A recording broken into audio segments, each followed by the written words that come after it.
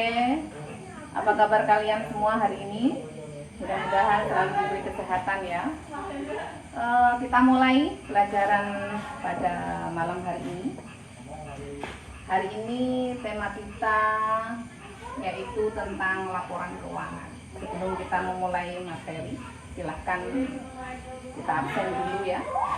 Mulai dari yang pertama.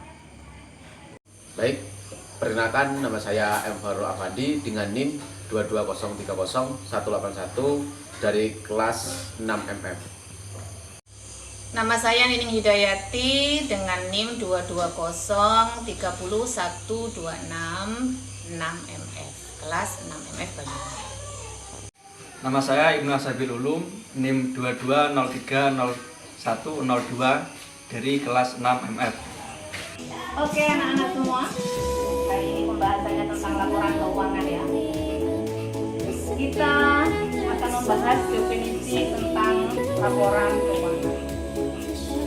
Menurut para ahli, laporan keuangan itu adalah penyajian struktur dari kondisi keuangan dan kinerja suatu perusahaan. Laporan keuangan juga merupakan pertanggungjawaban manajemen perusahaan pada pihak-pihak yang berkepentingan. Dan menurut beberapa para ahli, definisi laporan keuangan menurut Raharjo adalah pertanggungjawaban manajemen perusahaan kepada pemangku kepentingan. Sedangkan menurut Ilham Fahmi, laporan keuangan adalah informasi yang menggambarkan kondisi keuangan suatu perusahaan.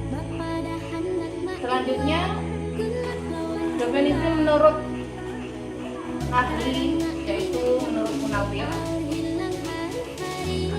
laporan keuangan adalah hasil dari proses akuntansi yang digunakan untuk berkomunikasi antara data keuangan perusahaan dengan pihak-pihak yang berkepentingan.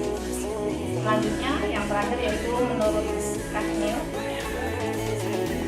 definisi laporan keuangan adalah laporan yang menunjukkan kondisi keuangan perusahaan pada saat ini atau dalam suatu periode tertentu. Demikian definisi laporan keuangan menurut para ahli. Baik anak-anak, demikian yang bisa saya sampaikan. Mudah-mudahan bisa dipahami.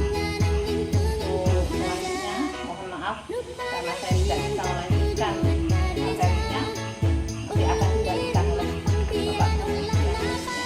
Mohon maaf sebesarnya. Terima kasih. Selamat malam anak-anak. Tadi karena Bu Nining agak halangan maka saya gantikan.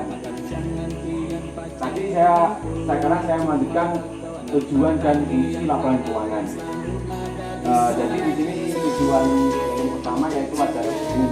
Jadi ini yaitu analisis hanya dilakukan berdasarkan laporan keuangan. Dengan demikian seorang analisis tidak harus terjun langsung ke lapangan untuk mengetahui situasi dan kondisi perusahaan yang dianalisis. Yang kedua yaitu understanding. Analisis dilakukan dengan cara memahami perusahaan, kondisi keuangan, bidang usaha, serta hasil dari usahanya. Yang ketiga yaitu forecasting. Jadi analisis ini dapat digunakan juga untuk meramalkan kondisi perusahaan di depan yang akan datang. Yang keempat yaitu bias nota. Jadi analisis ini memungkinkan dapat melihat kemungkinan letak masalah baik di dalam manajemen maupun masalah lain dalam perusahaan. Yang terakhir yaitu evaluation. Jadi analisis ini digunakan untuk menilai serta mengevaluasi kinerja perusahaan termasuk manajemen dalam meningkatkan tujuan perusahaan secara efisiensi. Nah, tadi kita kan sudah membahas tentang tujuan laporan keuangan. Nah, yang selanjutnya kita akan membahas tentang fungsi laporan keuangan. Bentar ya, kita dulu. Yang pertama yaitu menyajikan informasi keuangan yang bagaimana menyajikan informasi keuangan secara sistematis dan struktur tentang kinerja keuangan suatu entitas. Jadi laporan keuangan itu memberikan gambaran tentang pendapatan, biaya, aset, kewajiban, ekuitas, serta arus kas yang terjadi selama periode tertentu. Yang kedua yaitu pengambilan keputusan. Jadi pengambilan keputusan yaitu membantu para pemangku kepentingan dalam pengambilan keputusan yang terkait dengan bisnis ataupun organisasi. Para investor dapat menggunakan laporan keuangan untuk mengevaluasi kelayakan investasi, sementara kreditor dapat digunakan untuk menilai kemampuan peminjaman untuk membayar kembali peminjam. Yang ketiga yaitu transparansi dan akuntabilitas. Jadi laporan keuangan mencerminkan transparansi dan akuntabilitas perusahaan terhadap para pemangku kepentingan. Melalui laporan keuangan, perusahaan harus mengungkap informasi keuangan yang relevan. Yang keempat yaitu evaluasi kerja. Jadi laporan keuangan ini penting sebagai laporan keuangan ini digunakan untuk mengevaluasi kinerja keuangan suatu perusahaan dari waktu ke waktu dengan membandingkan laporan keuangan dari periode sebelumnya. Manajer dan pemangku kepentingan dapat melihat perubahan yang terjadi di dalam kinerja keuangan perusahaan. Yang kelima, perencanaan keuangan. Jadi laporan keuangan ini berpenting dalam perencanaan keuangan perusahaan dengan melihat proyek di pendapatan biaya dan arus kas di masa depan. Perusahaan dapat merencanakan kegiatan bisnis, investasi, dan sumber daya manusia dengan lebih efisien. Yang keenam yaitu pematuhan aturan keuangan. Jadi laporan keuangan itu disisipkan berdasarkan prinsip akuntansi yang berlaku. Oleh karena itu, laporan keuangan membantu perusahaan mematuhi standar akuntansi yang ditetapkan dan menjaga kredibilitas dalam laporan keuangan. Yang ketujuh yaitu evaluasi efisiensi operasional. Laporan ini dapat membantu perusahaan mengevaluasi efisiensi operasional dan mengidentifikasi area yang memerlukan perbaikan dengan menganalisis risiko keuangan dan kinerja operasional. Baik anak-anak, karena waktu sudah habis, maka kita lanjutkan nanti setelah istirahat.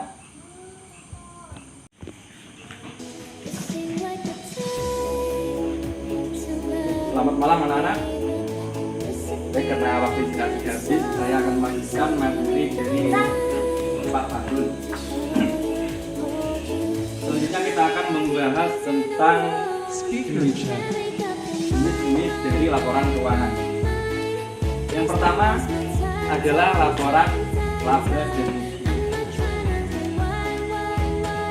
Laporan laba dan rugi itu menunjukkan pendapatan, beban laba atau rugi suatu perusahaan dalam periode tertentu, baik itu bulanan, triwulan atau tahunan. Yang kedua adalah laporan neraca. Laporan neraca ini adalah laporan menggambarkan kondisi keuangan perusahaan pada suatu titik waktu tertentu.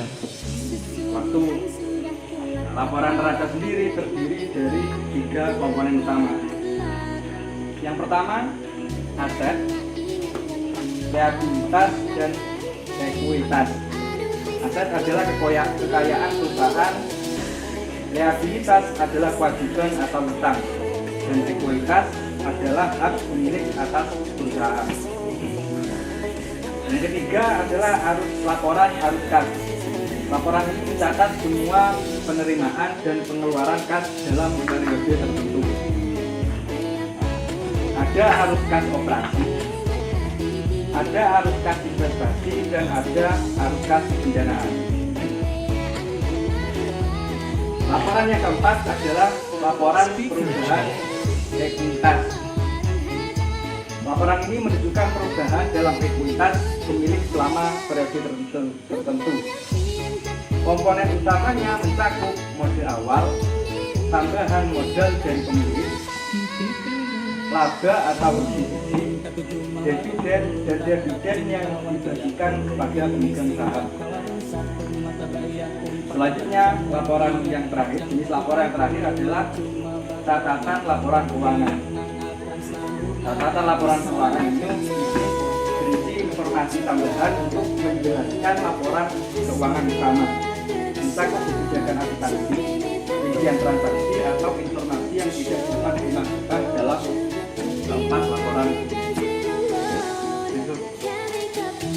Selamat malam, masih semangat anak-anak? Mohon maaf tadi karena ada kendala, saya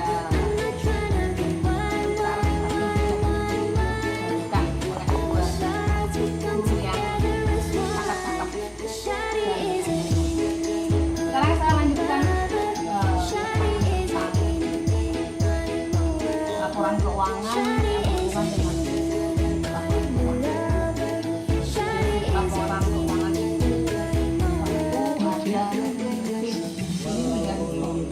apa itu prinsip biaya historis? Yaitu pencatatan informasi akuntansi pada prinsip ini berdasarkan pada ketentuan sesungguhnya yang dikeluarkan suatu perusahaan.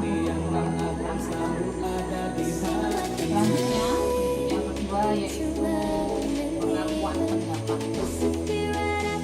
Pengakuan pendapatan merupakan aliran dana atau aset yang masuk. Dalam prinsip ini setiap pendapatan harus dicatat sebagai pendapatan individunya. Misalnya restoran atau selanjutnya mempertemukan itu sederhananya ini mempertemukan antara biaya yang dilakukan dan biaya yang dikeluarkan. Tujuan prinsip ini yaitu memperoleh secara nominal yang diperoleh pada suatu prinsip konsisten ini tidak jika terdapat pembagian itu selisih terdapat laba perusahaan harus dilakukan dan ini tergantung dari siapa dan perilaku terhadap metode atau prinsip. Selanjutnya yaitu prinsip pengungkapan. Prinsip pengumpulan ilmu itu adalah prinsip akuntansi.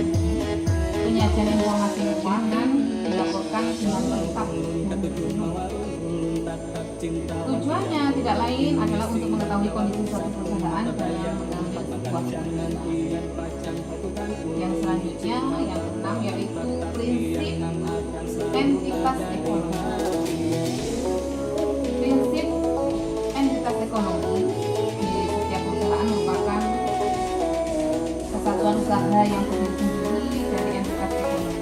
Maka prinsip dasar ini menunjukkan adanya pemisahan antara aset perusahaan dan aset perusahaan. Selanjutnya yaitu prinsip periode akuntansi.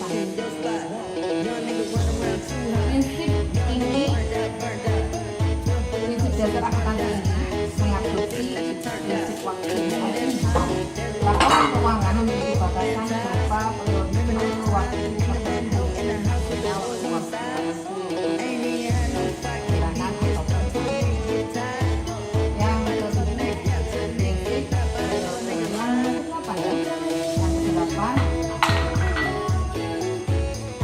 Yaitu prinsip kesinambungan usaha.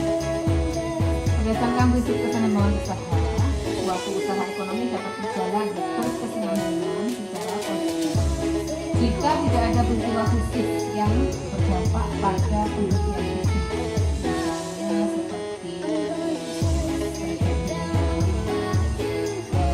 kemarin itu ada sangat berbeda dengan ketika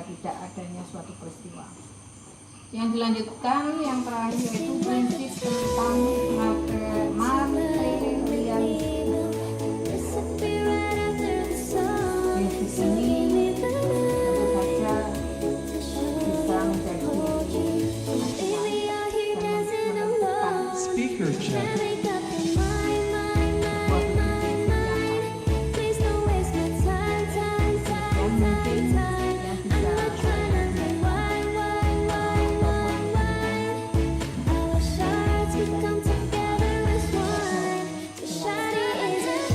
mungkin ada yang ditanya-tanyakan